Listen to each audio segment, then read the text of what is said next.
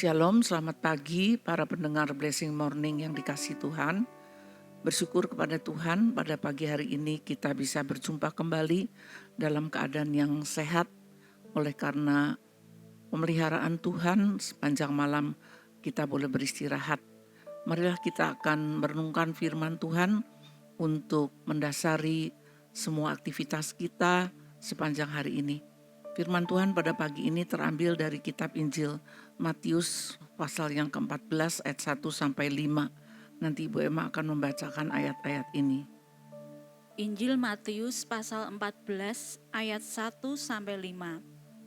Pada masa itu sampailah berita-berita tentang Yesus kepada Herodes raja wilayah. Lalu ia berkata kepada pegawai-pegawainya, "Inilah Yohanes Pembaptis. Ia sudah bangkit dari antara orang mati, dan itulah sebabnya kuasa-kuasa itu bekerja di dalamnya. Sebab memang Herodes telah menyuruh menangkap Yohanes, membelenggunya dan memenjarakannya, berhubung dengan peristiwa Herodias istri Filipus saudaranya. Karena Yohanes pernah menegurnya, katanya, 'Tidak halal engkau mengambil Herodias.' Herodes ingin membunuhnya, tetapi ia takut akan orang banyak yang memandang Yohanes sebagai nabi." Amin. Mari kita berdoa.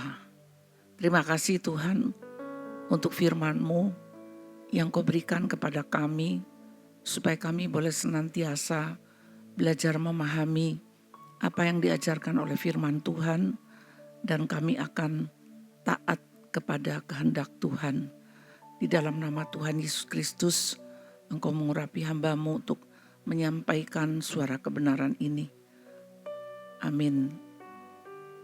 Tema renungan pada pagi hari ini adalah hati nurani dikejar dosa. Herodes adalah raja wilayah Galilea. Dia diberi kekuasaan oleh pemerintah Romawi. Sekalipun ia sebagai raja boneka, namun ia tetap mempunyai kekuasaan atas wilayahnya.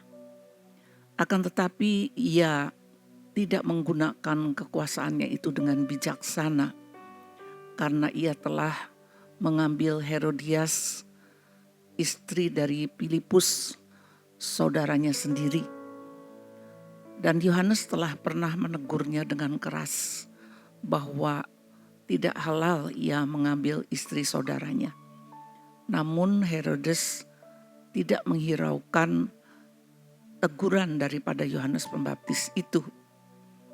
Bahkan ia ingin memenjarakan dan ingin membunuh Yohanes Pembaptis. Akan tetapi ia takut kepada orang banyak, karena orang banyak mengatakan Yohanes adalah nabi. Maksud daripada Herodes adalah ingin membungkam suara kebenaran itu yang menuduh dosa di dalam hati nuraninya.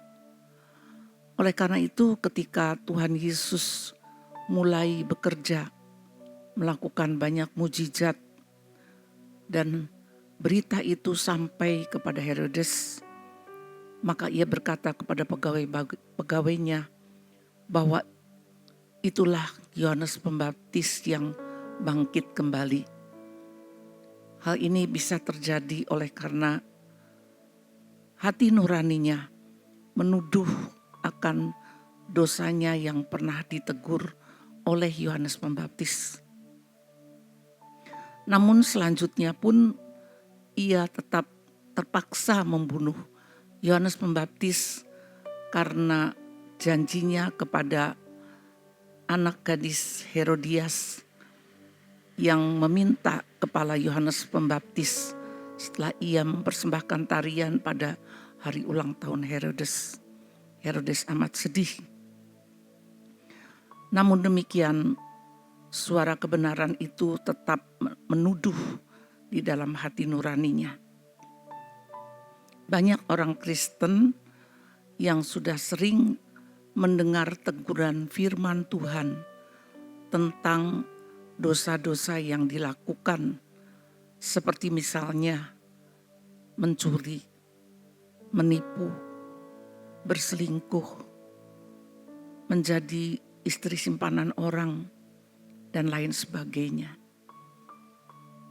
Namun demikian, sekalipun sudah berkali-kali mendengar teguran firman Tuhan, seringkali firman Tuhan tidak dihiraukan.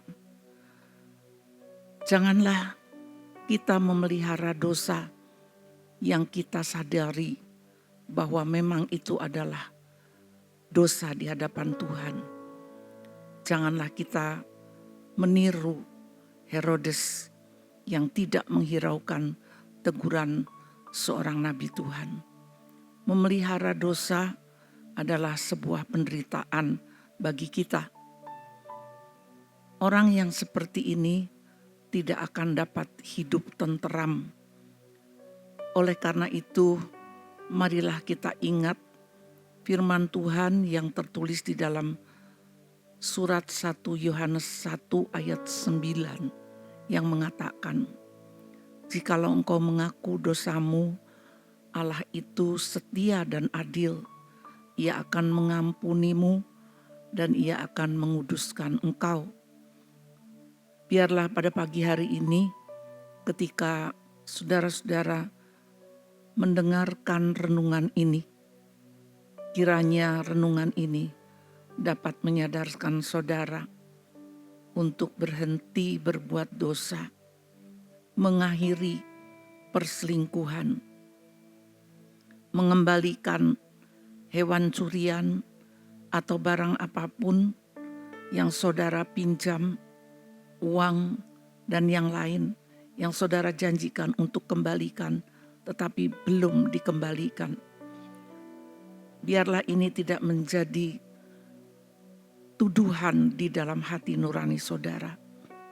Hari ini biarlah saudara-saudara boleh sungguh-sungguh bertobat di hadapan Tuhan, mengakui dosa, dan Tuhan akan mengampuni karena Ia setia dan adil. Amin. Mari kita berdoa.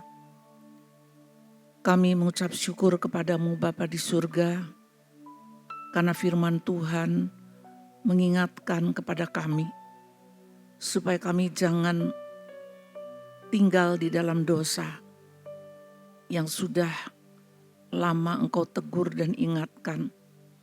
Ajarkanlah kami peka akan suara Roh Kudus, sehingga kami tidak dituduh atas dosa yang senantiasa kami lakukan. Tuhan, ampunilah kami dan ajarkan hari ini kami taat akan firman Tuhan dan mengakhiri segala perbuatan-perbuatan yang tidak benar dan tidak berkenan kepadamu.